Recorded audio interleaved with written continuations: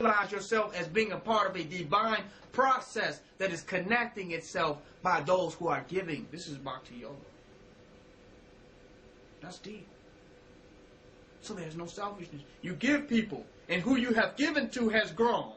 And when they grow and develop, then they give back to you, and you grow. And it is a reciprocal process, an exchange of positive energy to develop the totality of the community simultaneously. Deep. That's why I have given out incense to people. Because I go to them, and I hand them the incense. And that was what I did for years. Just gave incense. I spent my time and I rolled it up in this divine way and twirled the top on it and created it as a very gift, as a very great giving object for people. And I went and I gave incense out. And you saw that even I only gave that little incense, you could see their countenance change. You could see their mind frame and their attitude change just off of the gift of some incense to them. Because it wasn't just the incense that I was giving to them, but the act of giving had power. First of all, it was radical. Because today to give anything is a radical thing. Giving anything is completely radical today.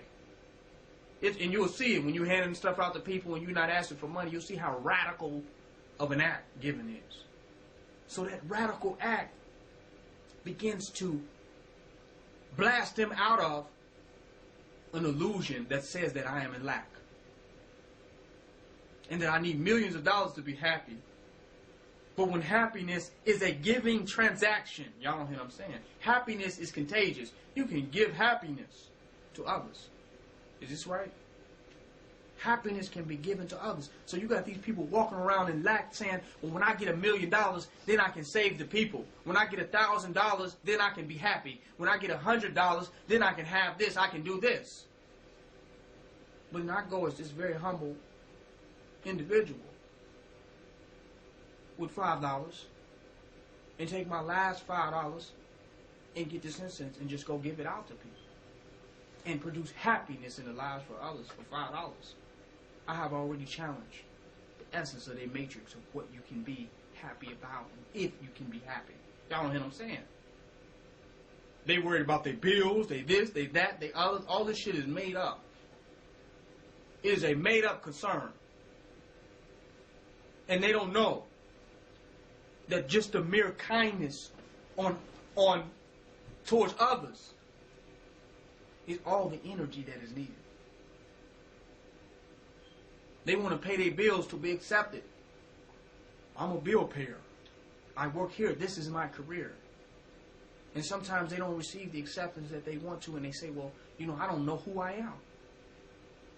Because I did all this and I don't feel gratified. I got this job and this career. This doesn't even feel like me. After all that, they are very disappointed with their life. When what they wanted from people, they didn't know that all they had to do was give it. They didn't have to send their life seeking for something that they always had the ability to give. And when they give it in its most simplest level, then they begin to receive it in its most extraordinary level. It's a reality. But they had to go through years of validation and get this type of car and this much money and this type of this and this type of other to get some type of validation. And all they had to do was be kind with what they had. Y'all don't hear me. They didn't teach them that, though. They didn't get a master's degree in that. All they had to do was become kind with the small things that they had, with the little that they had. And out of the act of kindness, the reciprocity to that is infinite abundance. It's infinite abundance. They didn't have to say that everything that I have is nothing and get in debt to get college loans and go and take degrading and dehumanizing positions to get validation from others.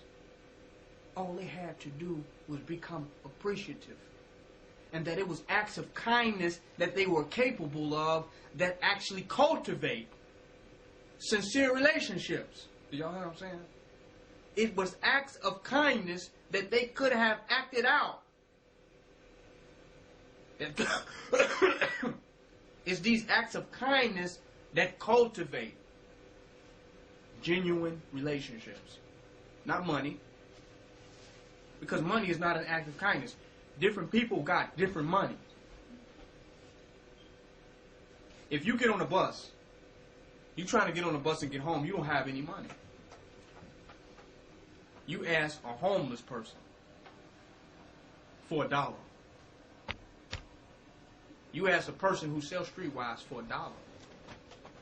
That dollar that they gave to you in that moment is more than $1 billion someone who would have gave you for as a grant for a non-for-profit organization. That dollar given to you by a homeless person to catch the bus at 3 o'clock in the morning is more valuable than $1 billion. So that means that true wealth and giving has no value. It's all relative. Kindness is invaluable. It has no price on it. It's only perfect timing. It is only becoming the perfect person to give at the perfect time. And becoming that type of person means that you become a recipient of receiving from many who have benefited from your kindness. This is the only real economy of which a community can survive in. You cannot steal from others and be selfish and self-orientated and think that somehow we're going to survive. That's why America is so many trillions of dollars in debt. Because you never had a real economy anyway. Nobody wanted to give anything. That's why when you get a dollar bill, it says that this is just a promise to pay you. So you ain't even got that. You just got a promissory note. So you do work and services, and somebody gave you a promise to pay you. We live in a society where nobody wants to give anything. That's why we have so many people who are homeless and cannot eat. But we throw away more food than any other place in the world. Because this whole place is centered on not giving nothing. They say, well, we spend millions of dollars to jail every prisoner. So each prisoner's worth $1 million a year. I heard something like this. They make a statement like that. And I said, how? What are they eating? How could they live in this, degraded situation, but yet it'd be worth millions of dollars per person? That doesn't make any logical sense. So they mean now they've added value to doing absolutely nothing for somebody. So doing completely nothing from somebody now is valuable. That's deep as hell. Giving somebody the worst food that they can make, the worst room and board, the worst housing, the worst library, the worst clothes, is worth millions of dollars that they can write off of that. What type of society is that? What type of society is that? That doing absolutely nothing for somebody is somehow worth something. Giving somebody completely nothing is the most valuable act that you could participate in as a society. That's the most ridiculous thing I ever heard. But that's what this is about over here. You live in a house, it's not even yours. You pay the mortgage on it, you still owing taxes. And a lot of people who buy these houses won't have them in the next 10 years. In the next 15 years. So all of these people have paid. They end up with absolutely nothing. Because you live in a society where giving is hated. It is contested. It is considered waste. It is considered unprofitable to give to others.